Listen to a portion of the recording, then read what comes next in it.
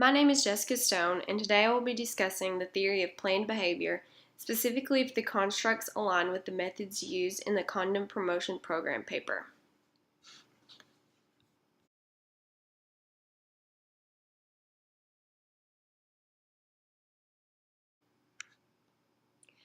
First, we must discuss the basics of the Condom Promotion Program. The main objective was to increase the percentage of consistent condom use within heterosexual men that participate in the commercial sex trade. They achieved this within the program with two main goals. First, to increase the access to condoms, and second, to increase the demand for condoms by addressing the key behavioral determinants of consistent condom usage.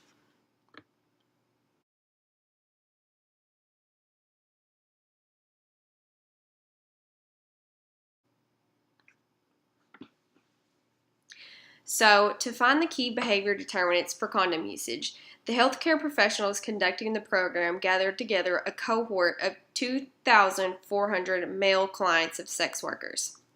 After conducting surveys, the men were then sorted into two categories: behaviors, or those who were consistent condom users, and non-behaviors, who were those who did not use condoms consistently. The study then went further to identify the determinants of condom usage that behaviors had that differed from the non-behaviors. These determinants were found to be social support, perceived severity of consequences, and beliefs, which were found to be of most importance. The beliefs the behaviors all had in common were: condoms won't burst if used correctly, condoms won't slip off if used correctly, no matter what choices you make, you always need a condom in commercial sex, and no matter which sex worker you choose, you always need a condom. Therefore, the methods and messages created from this initial study for the program were created based off of these positive beliefs of consistent condom users.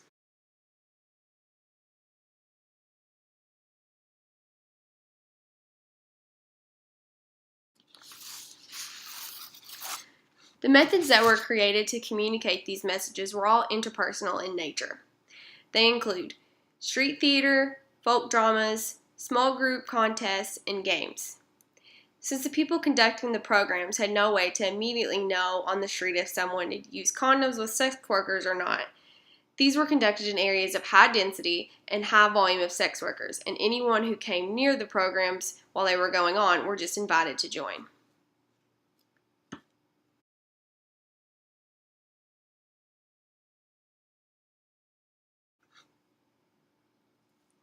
So now that we've discussed the basics of the program, let's discuss the theory of planned behavior. The objective of this theory is that it attempts to explain behaviors over which people have the ability to exert self-control. There are 6 constructs to this theory, but for the purpose of this presentation, I've selected what I believe are the most important 4.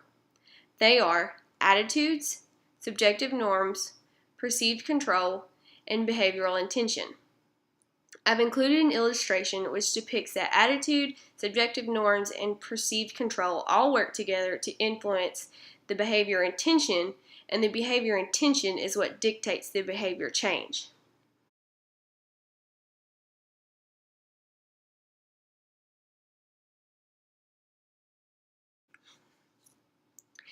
The first construct I want to apply to this program is the attitudes construct. Attitudes refer to the degree to which an individual has a favorable or unfavorable evaluation of the behavior of interest. This can be determined by the individual's beliefs about the outcomes or attributes of performing the behavior, which can be weighted by the evaluations of those outcomes or attributes. Thus, a person who holds strong beliefs that a positively valued outcome will result from performing the behavior in question will have positive attitudes toward the behavior. Conversely, a person who holds strong beliefs that negatively valued outcomes will result from the behavior will have a negative attitude. This was the most important construct for this program.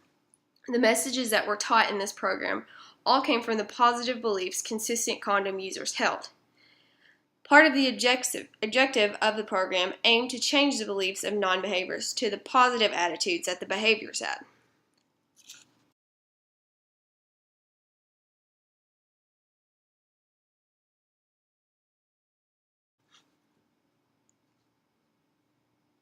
The next construct is subjective norms. These are determined by an individual's normative beliefs, which refer to their belief about whether people of importance to them think he or she should engage in the behavior. The condom program didn't really align with this construct. Social norms were specifically not selected as one of the key determinants between behaviors and non-behaviors because both groups were found to have similar perceptions of the social norms surrounding condom use in their community.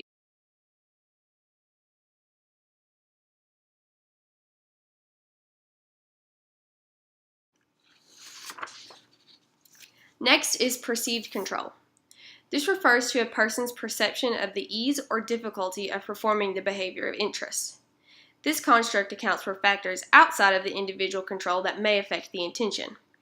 It can be determined by control beliefs concerning the presence or absence of facilitators and barriers to a behavior of performance, which is weighted by their perceived power. The condom use program really aligns with this construct strongly. One of the main ways they sought to increase condom use was to increase the access to condoms. By making condoms easier to access, this helped eliminate one of those perceived barriers individuals could have held.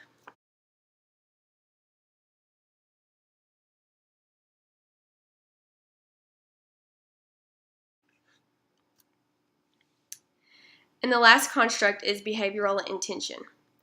This refers to the motivation factors that influence a given behavior, where the stronger the intention to perform the behavior, the more likely the behavior will be performed. This is influenced by the attitudes, subjective norms, and the perceived control the individual has. I would say this program aligns with the construct of behavioral intention. The program overall was aimed to change the attitude surrounding condoms and change the control individuals had when it came to obtaining condoms.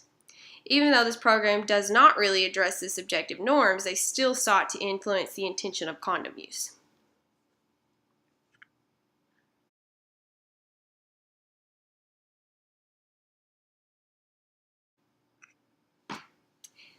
In conclusion, I would argue that the theory of planned behavior is the best fit for this program.